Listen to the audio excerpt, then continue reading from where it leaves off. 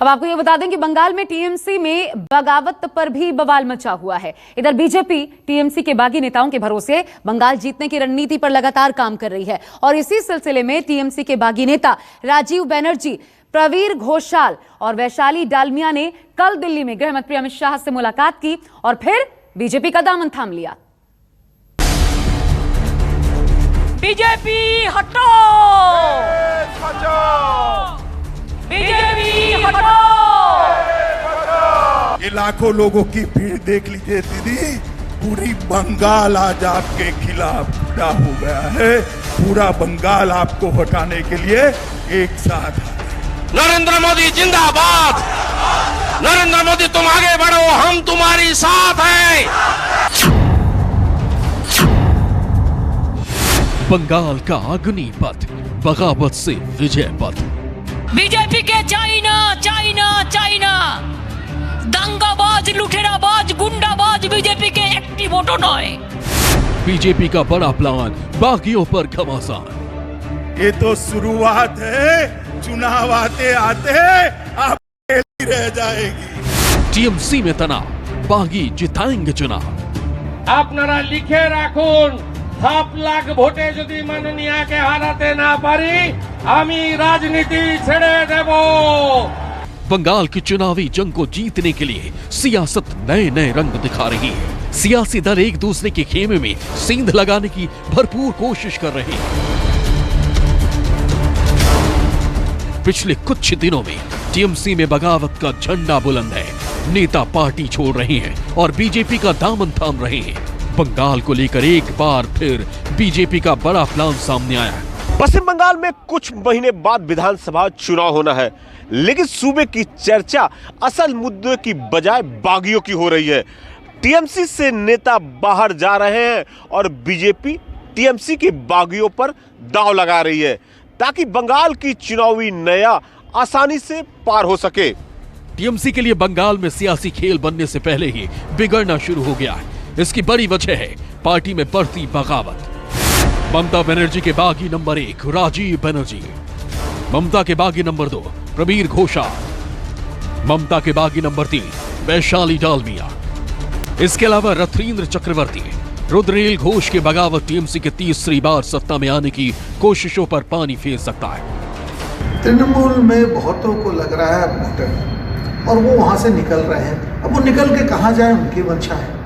यहां तक एक मैं बोल सकता हूं कि भाजपा जो उनके निष्दाग लोग हैं, जो अच्छे लोग हैं, उनका स्वागत करता है। हालांकि मुख्यमंत्री ममता बनर्जी खुद बागियों को समझा चुकी हैं और चेतावनी भी दे चुकी हैं। बावजूद इसके नेताओं की टीएमसी से नाराजगी कम नहीं हो रही। अब तक टीएमसी के कई नेता ममता से रुस्वाई जता चुके हैं। शुभेंदु अधिकारी बीजेपी में शामिल, लक्ष्मी रतन शुक्ला मंत्री पद से इस्तीफा दे चुके हैं, लेकिन अभी तक उन्होंने अपने पत्ते नहीं खोले। सांसद सुनील मंडल बीजेपी में शामिल, पूर्व सांसद दशरथ तिर्की बीजेपी में गए, विधायक अरिंदम भट्टाचार्य बीजेपी में शामिल। বাংলা আপনাদের চায় না, তৃণমূল আপনাদের চায় না, আমার কোনো জয় আসে না। তার কারণ ইলেকশনের 1 মাসের মধ্যে আজকে গিয়ে কি লাভ বাবু? আজকে গিয়ে কি পাবে? টাকা করেছো তাই বিজেপির ঘরে রাখতে যাচ্ছো। তৃণমূল তো তোমাদের টিকিট দিত না, তাই তোমরা পালিয়ে যাচ্ছ ভয়ে। তৃণমূল তোমাদের টিকিট দিত না, তাই পালিয়ে যাচ্ছ ভয়ে। यानी एक तरफ टीएमसी बागी नेताओं से परेशान है तो बीजेपी बागियों के भरोसे बंगाल में चुनावी फसल उगाने चली है। बंगाल में कमल खिलानी हो तो बीजेपी को अपनी जमीनी पकड़ मजबूत करनी होगी, लेकिन चुनाव के लिए ज्यादा वक्त नहीं होने की वजह से बीजेपी के लिए अपनी ग्राउंड बढ़कर बना पाना इतना आसान नहीं है। इसीलिए पार्टी टीएमसी, कांग्रेस और लेफ्ट के बागियों पर दांव खेल रहे हैं। टीएमसी के लिए अब शायद वक्त आ गया है कि पार्टी में बढ़ती बगावत को अपने स्तर पर रोकने की कोशिश करें, क्योंकि ममता ने जिन लोगों को रणनीतिकार बनाया है, बागियों को उन्हीं लोगों से परेशानी है। ऐसे में ममता को बगावत के खिलाफ खुद मोर्चा संभालना होगा। सिलीगुड़ी से मनु कृष्णा, मुर्शिदाबाद से मनाली दत्ता, आसनसोल से अमरदेव पासवान के साथ मनोज पांडे, न्यूज 24 कोलकाता।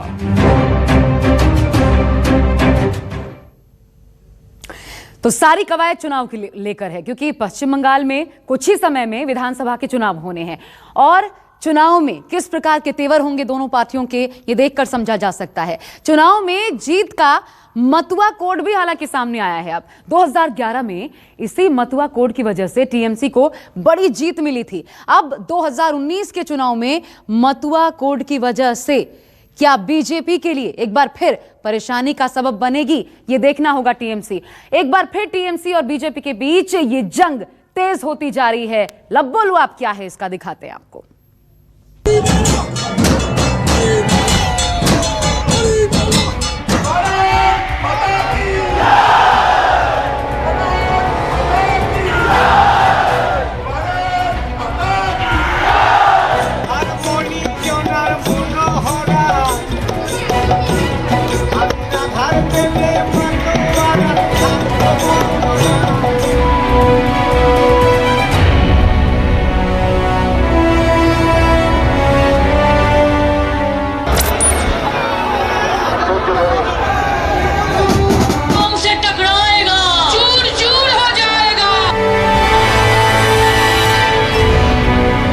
भारत सरकार की 80 से ज्यादा योजनाएं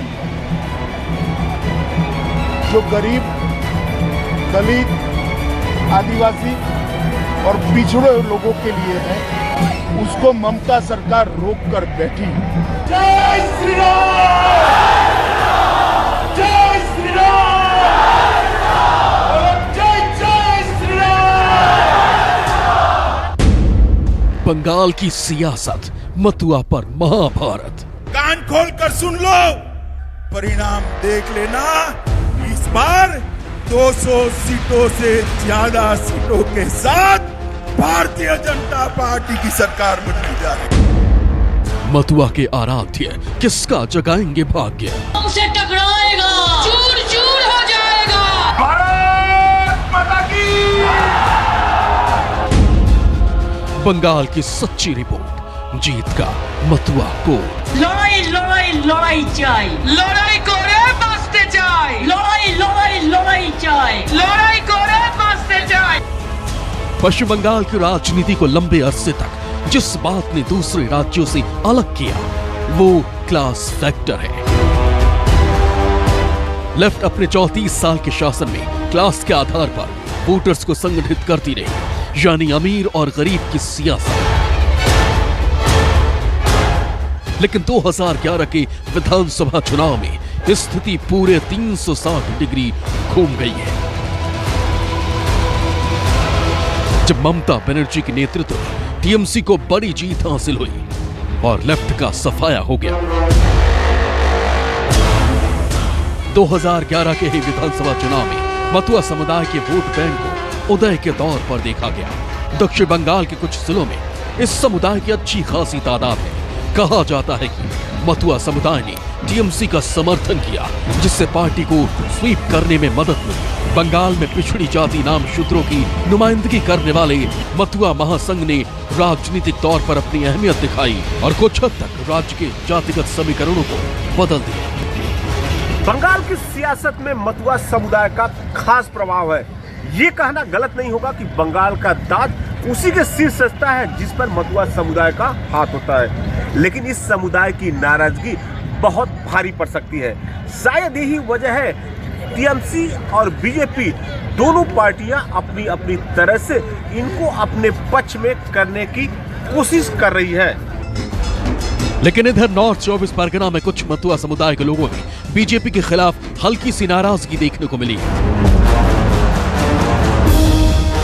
इनको उम्मीद थी कि गृह मंत्री अमित शाह के दौरे से इनके समुदाय के लोगों को सीएए के तहत नागरिकता मिलेगी, लेकिन गृह मंत्री का दौरा रद्द हो गया, जिससे ये लोग निराश हो गए। नहीं आए, हम लोग को बहुत दुखी हुआ।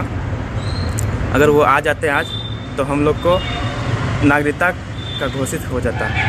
हम चाहते हैं कि वो आ जाए, हम लोग को नागरिकता का घोषित कर दे, और हमें काफ़ी विश्वास है कि वो हम लोग यहाँ आएंगे और हम लोग को नागरिकता घोषित करेंगे। मामला मतुआ समुदाय से जुड़ा था, इसलिए टीएमसी ने मौके को लपक लिया। टीएमसी ने आरोप लगाया कि बीजेपी ने मतुआ समाज का अपमान किया है। তার মানে এটা আমাদের মতদের অপমান, একের পর এক প্রতিবার করে তারা যখনই বলছে সেন্ট্রাল গভর্নমেন্টের বিজেপিরা তারা অপমানের পর অপমান করে যাচ্ছে আমাদের। অবশ্যই পড়বে। আজকে তারা তো এখানে বসে আছে, যে আজকে তারা আজকে মুখ বেঁধে এসেছিল তার আশা নিয়ে যে আজকে আমাদের অমিত শাহ স্বরাষ্ট্রমন্ত্রী আমাদের আজকে ঘোষণা করে দেবে তোমাদেরকে নাগরিক এই দেশের, সেই জন্যই তারা এসেছিলেন। কিন্তু তাদের আজকে আসেনি বলে আজকে তাদের মনের ভিতর যে ব্যথা, তারা কষ্ট করে এসছে, যে অপমান করেছে তাদের জবাবটা তো। अब सवाल यही है कि टीएमसी मथुआ समुदाय पर सियासत क्यों कर रही है? क्यों बीजेपी और टीएमसी दोनों इस समुदाय को अपने पक्ष में करने की कोशिश में है? और समुदाय की ताकत क्या है? आपको एकदम सरल भाषा में समझाते हैं। नाम शूद्र और मथुआ समुदाय की बड़ी आबादी है। दोनों ही समुदाय अनुसूचित जाति में आते हैं। नाम शूद्र समुदाय की आबादी करीब 2,87,00,000 है। मथुआ समुदाय की आबादी करीब 2.5 करोड़ है। दूसरा सबसे अधिक राजनीतिक प्रभाव वाला समुदाय नॉर्थ 24 परगना नदिया जिले में समुदाय की ताकत। दोनों समुदाय चुनाव में निर्णायक भूमिका में है। 2011 के विधानसभा चुनाव में बोडो मां का मुख्यमंत्री ममता बनर्जी को समर्थन मिला था और वो लेफ्ट को हराकर मुख्यमंत्री बनने में सफल हो गई थी। फिर 2019 के लोकसभा चुनाव में पीएम नरेंद्र मोदी ने मथुआ समुदाय के 100 साल पुराने मठ बोडो मां में मत्था टेका। इस लोकसभा चुनाव में भारतीय जनता पार्टी टीएमसी के वोट बैंक में सेंध लगाने में कामयाब हुई थी। मथुआ समुदाय के लोगों में अब ममता बनर्जी की पकड़ ढीली पड़ चुकी है। ममता एनआरसी और सीए का विरोध करती है, जबकि केंद्र की बीजेपी सरकार ये कानून लेकर आई है जिसमें मुस्लिमों को छोड़कर बाकियों को नागरिकता देने का प्रावधान है। बंगाल में ऐसे लोगों की बड़ी संख्या है जो एनआरसी के डर के साए में जी रहे हैं। एनआरसी के खौफ को खत्म करने के लिए बीजेपी नागरिकता संशोधन कानून लाई है। यही बात बीजेपी मथुआ समुदाय के लोगों को समझाना चाहती है और इसी कानून के तहत उनको नागरिकता दिलाने की बातें भी कर रही है। यानी नागरिकता कानून और उसके तहत नागरिकता देने की बात एक तरह से मथुआ समुदाय के लोगों की मांग पूरी होने जैसी है। इसलिए टीएमसी भले ही मथुआ समुदाय पर सियासत कर रही है, लेकिन बीजेपी को पता है कि यह समुदाय उसके साथ ही रहने वाला है। আবার আপনাকে বলছি, আপনি আশ্বস্ত করুন মমতা দেবীর কাছে গিয়ে যে সভা বাতিলও হচ্ছে না, সিও বাতিল হচ্ছে না, এনআরসিও বাতিল হচ্ছে না। যা বলার সমস্ত মিলেই মতুয়ার মানুষের উদ্দেশ্যে বলার জন্যে যে কোনো সময় 4 ঘন্টার নোটিশ হতে পারেন, 6 ঘন্টার নোটিশ হতে পারেন। এই মাঠে এসেই अमित भाई आतेर काछे बक्तव्य राखें। यानी अब तक आप अच्छे से समझ गए होंगे कि पश्चिम बंगाल में विधानसभा चुनाव में बांग्लादेश से आए हिंदू शरणार्थियों पर संग्राम साफ साफ दिखाई देगा। जो भी सियासी पार्टी मथुआ का मन जीतने में कामयाब होगी, बंगाल में जीत उसकी लगभग तय हो जाएगी। जय जय श्री राम। सिलीगुड़ी से मनु कृष्णा, मुर्शिदाबाद से मनाली दत्ता, आसनसोल से अमरदेव पासवान के साथ मनोज पांडे, न्यूज़ 24 कोलकाता। नमस्कार, मैं हूं मानक गुप्ता। अगर आपको हमारा ये वीडियो पसंद आया हो तो इसे लाइक और शेयर जरूर करें और हाँ, हमें सब्सक्राइब और फॉलो करना ना भूलें ताकि आप देश और दुनिया की कोई खबर मिस ना करें। तो जुड़े रहिए हमारे साथ और देखते रहिए न्यूज़ 24।